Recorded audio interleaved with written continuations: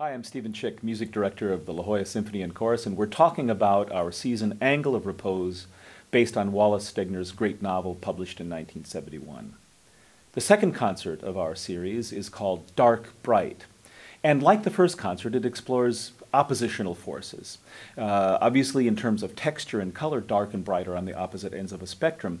We use these colors, we interrogate them as textures and timbres, and search in them for synonyms for the dramatic events of life, whether those are the change of seasons or dramatic events in a family's life.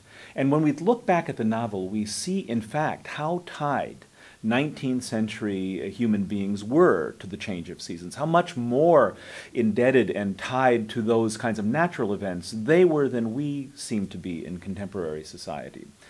Seasonal change exists also in dramatic family movements, from literally moving from one place to another to events of happiness, birth, and events of sadness like death.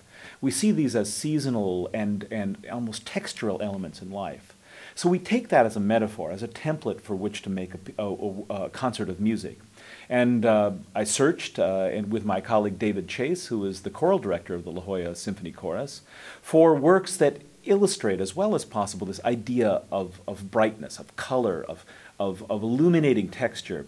And then, of course, on a counterpart, duskier hues and tones, both in terms of musical texture and tone, but also in emotional hue.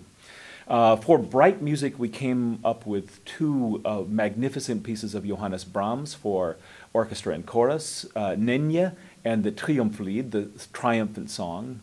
And as a counterweight, a foil to that, we have two works of 20th century masterpieces.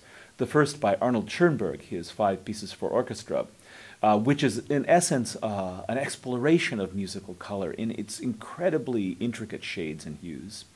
And we have the great Italian composer Luigi Dallapiccola in a version of his Little Night Music. It's a little bit of a reference to Mozart, but he calls it Una piccola musica notturna, and it is, as the title would suggest, a small study in this kind of nighttime sounds, from small things that could be almost the sounds of insects or those night noises that you don't know exactly where they come from.